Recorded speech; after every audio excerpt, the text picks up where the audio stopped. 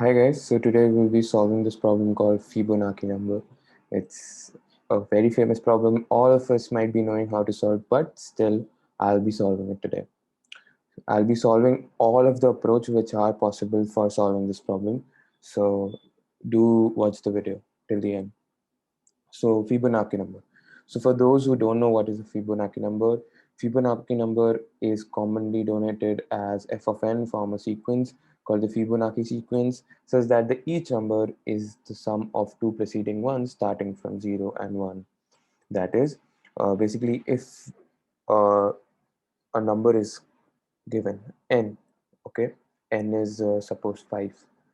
So we have to find the nth Fibonacci number, which is the fifth Fibonacci number. So how we get Fibonacci number is from a Fibonacci sequence. What is a Fibonacci sequence? Fibonacci sequence is basically the sum of last two previous, uh, the numbers which are there before the particular number. So we have to add both of them and then we get the current number. So f of n minus 1 plus f of n minus 2 gives us the current number, f of n. So if n is equal to 2, then f of 2 is equal to f of 2 minus 1 plus 2 minus 2, which is 1 plus 0. And we have to know that 1 and the 0th number is 0 and the first number is 1. This is the universal truth which is always there, and that's how we get the previous two Fibonacci numbers, which is the initial ones, right?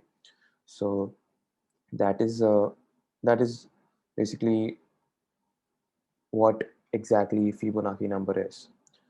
Now I'll solve this problem by the first approach, which is very simple. It is recursive.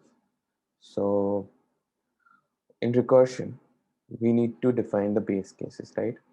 So when we look at here, we know that the base case would be that we reach the last Fibonacci number, which is the first Fibonacci number, and last from the right hand side.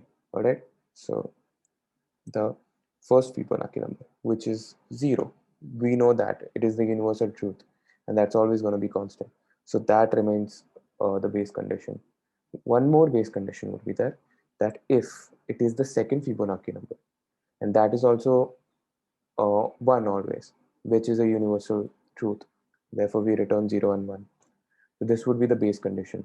And we would just call the function that f of n should be equal to f of n minus 1 plus f of n minus 2.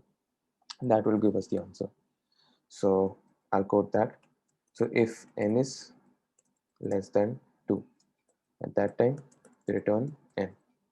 Otherwise, we return Fibo of n minus 1 plus Fibo of n minus 2. Okay, so let's run the code.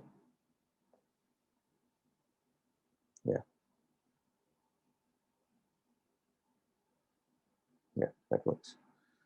So this is the recursion approach, but here the time complexity is a lot. It is at O of 2 raised to n, and that is a lot. And we see that we are repeating a lot of uh, problems which sorry, we are repeating a lot of solutions which we have already found. So here we wouldn't be using this approach. This is very easy to understand, but we will be optimizing it. How we'll be optimizing it is by, first we'll do it by dynamic programming.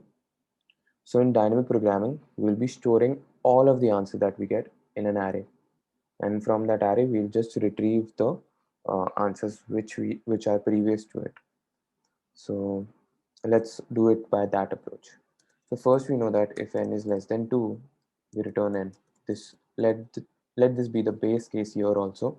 Okay, and then let me create a DP of n plus 1. Okay, and I'll initialize the 0th element to 0 and the first element to 1 because we know that. And then I'll run a for loop I plus plus. So this for loop is basically going to get us the nth number. So for example, n is 5, so 5 will check if dp of I is equal to dp of I minus 1 plus dp of I minus 2. So this will give us the dp of I. And then we simply have to return dp of n. So dp of n will give us the value at the nth index. So this solves the problem of us repeating the solutions, and therefore we optimize it to O of n here. So let's just run the code here. Yeah,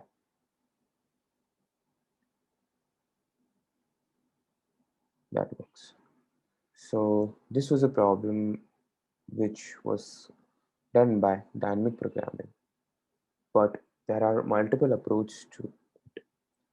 Not just dynamic programming, we can do it by one more method, which is top down only, and we don't need an array. We'll optimize the space here. So we wouldn't be using an array. We'll make 3 pointers, and we'll be using those 3 pointers to solve the problem.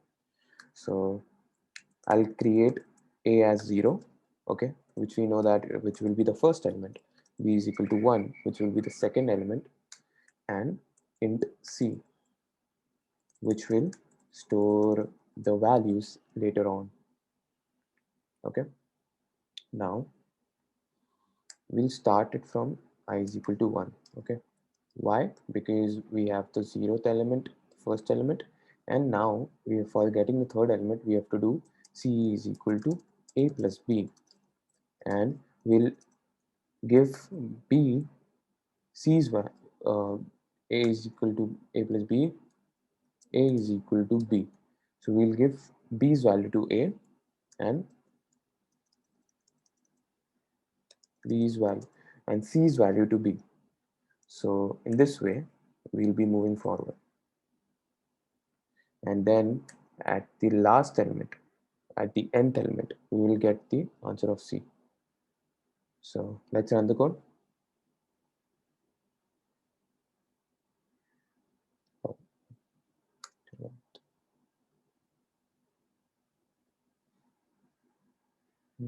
that works.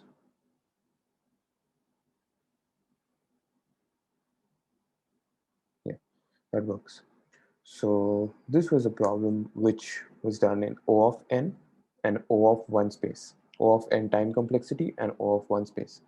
But now there's one more approach which can be done in one O of 1, and that is very smart. If you can tell this to the interviewer, then he knows that you've done your homework. So this approach is basically a formula called Binet's formula, Binet's nth Fibonacci number, so which is used to find the nth Fibonacci number.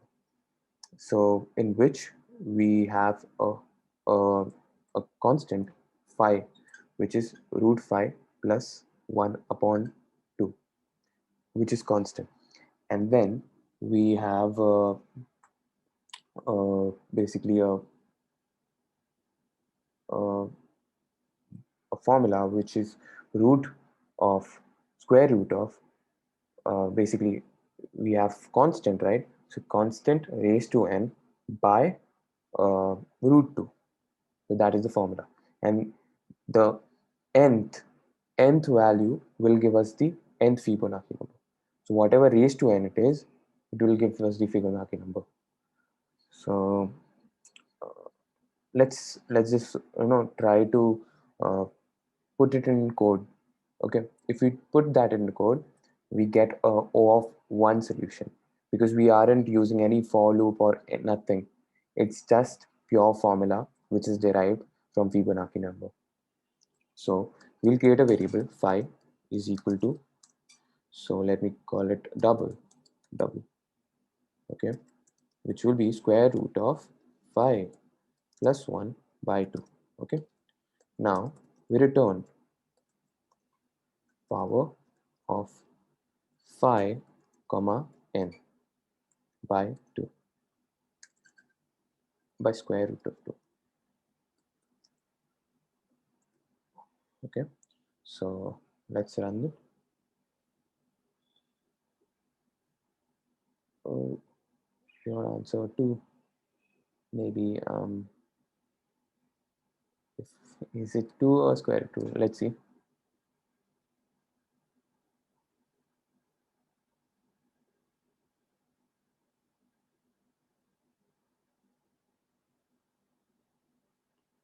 It should be square root of 2. Let's search. Binet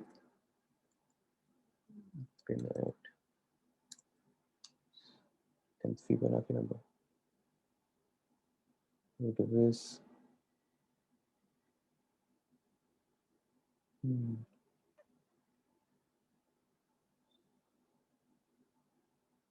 The square root of 5.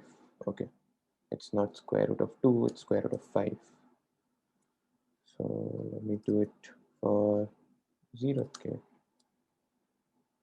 Electron. Yeah, output is 1. Answer is 0.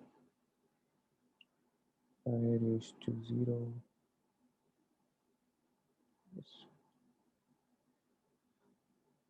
5 raised to n by square root. Okay, yeah, that works. That is accepted. So I hope you guys understood the problem. These are the 4 approaches which we try to solve and I try to explain. So I hope you guys understood it. Thank you.